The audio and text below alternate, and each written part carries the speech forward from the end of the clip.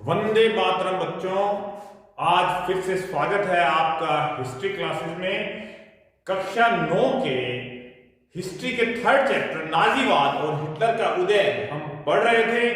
अभी तक के वीडियोस में हमने ये देखा कि किस प्रकार जर्मनी के अंदर हिटलर ने सत्ता प्राप्ति की या हिटलर का उदय कैसे हुआ, फिर उसने कैसे पावरफुल कानून बना के जर्मनी में लोकतंत्र को नष्ट किया और तानाशाही की स्थापना की। आज जो हम पढ़ने जा रहे हैं हमारी पुस्तक में उसका शीर्षक है पुनर्निर्माण 2.2 पुनर्निर्माण यानी रिकंस्ट्रक्शन। लेकिन मैं आपको यहां एक बात बताना चाहूंगा कि सही मायने में ये बिंदु हमें ये बताएगा कि कैसे हिटलर ने दूसरे विश्व युद्ध की परिस्थितियां तैयार की। जैसा कि हम जानते हैं कि प्रथम विश्व युद्ध के बाद जर्मनी की पराजय और अपमानजनक संधि से हिटलर का उदय संभव हुआ। अब हिटलर ने कुछ ऐसी नीतियों का पालन किया जिससे वहां पर दूसरे विश्व युद्ध की परिस्थितियां निर्मित हुई। वही हम इस टॉपिक में पढ़ने जाएंगे।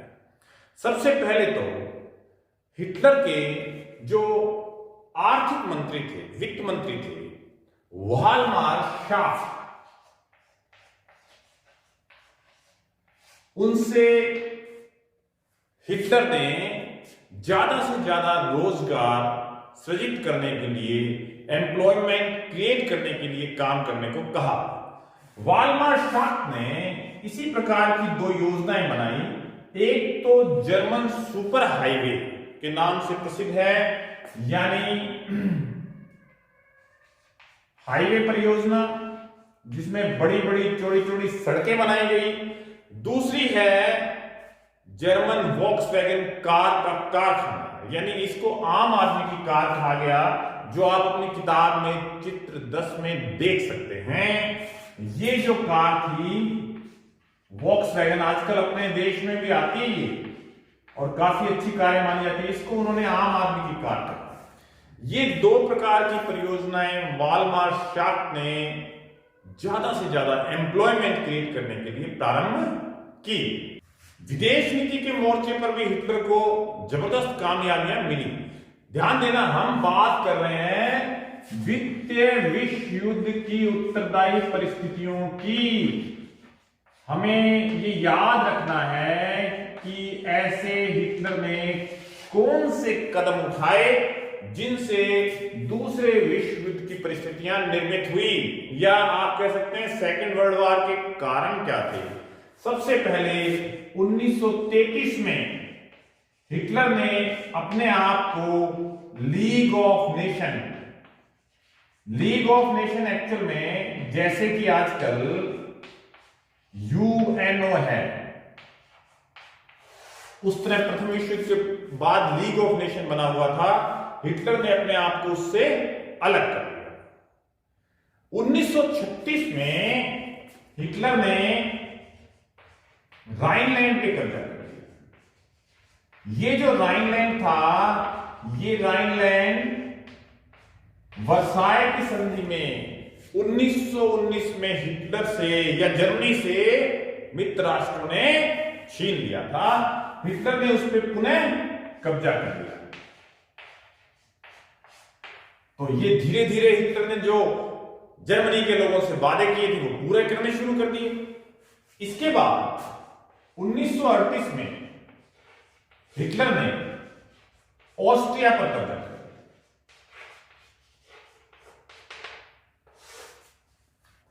इसके बाद हिटलर ने चेकोस्लोवाकिया से सुडेटलैंड छीन लिया, जो उसके कब्जे में था, सुडेटलैंड। और बाद में पूरे के पूरे चेकोस्लोवाकिया पर ही कब्जा कर लिया। ये जो बात है ये दिखा रही है कि किस प्रकार हिटलर धीरे धीरे अपना साम्राज्य विस्तार करता जा रहा है।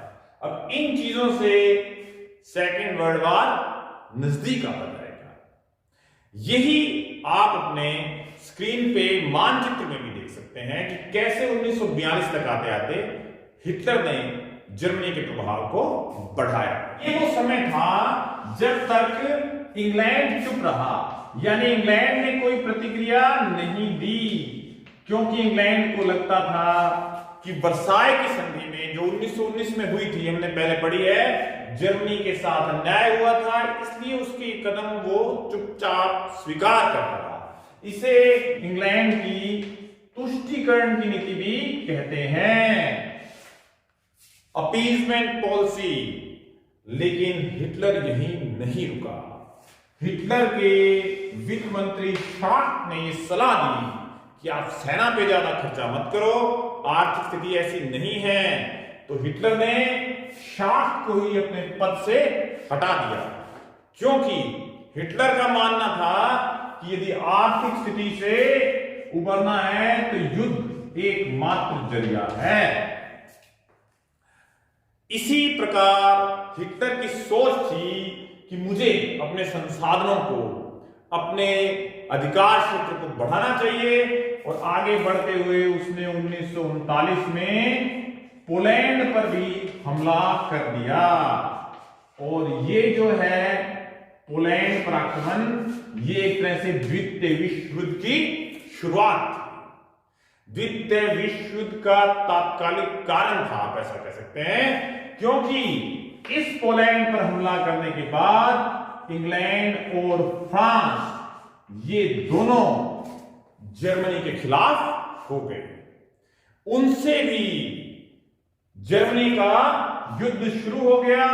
1940 में हिटलर ने, यानी जर्मनी ने, जापान और इटली, इनसे एक त्रिपक्षीय संधि कर ली।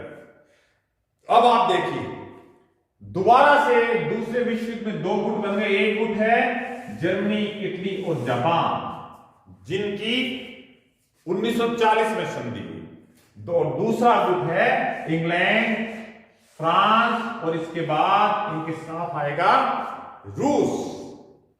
रूस जो युद्ध में शामिल हुआ, ये जो तीन देश है, इंग्लैंड, फ्रांस और रूस, ये आप कह सकते हैं मित्र राष्ट्र, यानी विश्व युद्ध के दो गुट है, एक ये एक ये। 1941 के अंदर हिटलर ने रूस पे भी हमला कर दिया।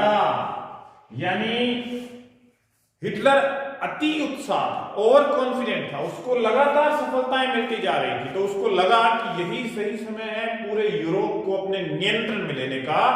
इस जोश में उसने रूस पे भी आक्रमण कर दिया, और इस घटना को हिटलर की ऐतिहासिक भूल कहा जाता है, क्योंकि यहां पर परिणाम दूसरे हुए। आप जब नक्शा देखेंगे, मानचित्र देखेंगे, तो रूस पड़ता है जर्मनी के पूर्व में। जैसे ही रूस से युद्ध शुरू हुआ, स्टालिनग्राद में, स्टालिनग्राद एक जगह है, वहां पर जबरदस्त लड़ाई हुई, और इस लड़ाई में रूस की सेनाओं ने जर्मनी को घुटने टेकने पर मजबूर कर दिया, यानी जर्मनी की पराजय। जब जर्मनी की सेनाएं पीछे भागी, रूस की सेनाएं उनका पीछा करते हुए जर्मनी की राजधानी है बर्लिन तक आ गई। बर्लिन तक पहुंच गई। यहां से युद्ध का पासा पलट गया। यानी जिस जर्मनी की शुरुआत में विजय होती दिखाई दे रही थी, इंग्लैंड और फ्रांस पर जो जर्मनी हावी होता दिखाई दे रहा था, अचानक रूस से युद्ध छेड़ते ही जर्मनी की हालत खराब होने लगी, क्योंकि जर्मनी के पश्चिम में इंग्लैंड ने भी गोलीबारी शुरू कर दी, और पश्चिम में इंग्लैंड की सेनाओं ने भी जर्मनी को काफी नुकसान पहुंचाया। पूर्व में रूस की सेनाओं ने जर्मनी को काफी नुकसान पहुंचाया। जर्मनी दो तरफ से युद्ध में उलझ गया। यानी रूस के एंटर करते ही अगले लगभग 50 वर्षों तक विश्व राजनीति में रूस का दबदबा बना रहा। रूस दूसरे विश्व बाद काफी ताकतवर बन के उभरा। एक और देश दूसरे विश्व युद्ध में काफी ताकतवर बना था। इंग्लैंड और फ्रांस को तो हालांकि काफी नुकसान हुआ, रसिया काफी पावरफुल बनकर उभरा। एक और देश था अमेरिका, जो दूसरे विश्व युद्ध के बाद वर्ल्ड पावर बना।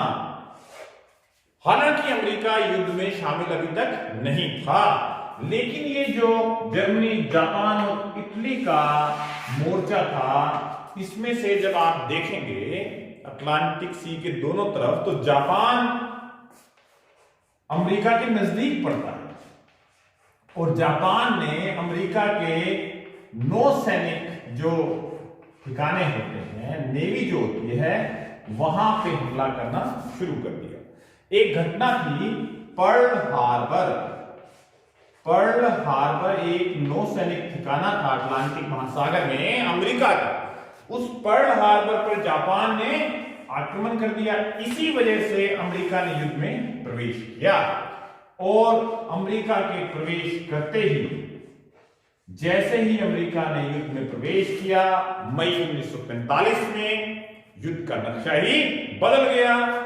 अगले कुछ ही दिनों में आप जानते हैं अमेरिका ने जापान के दो शहरों हिरोशिमा और नागासाकी,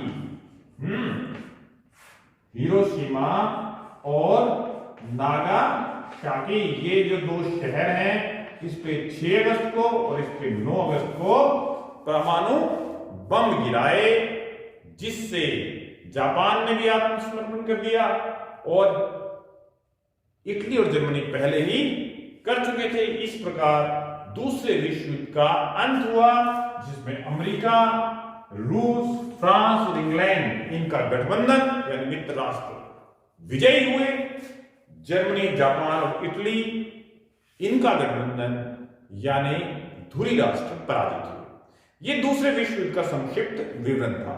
इस विश्व युद्ध के बाद अमेरिका और रूस दुनिया की 2 महाशक्तियां बन गई।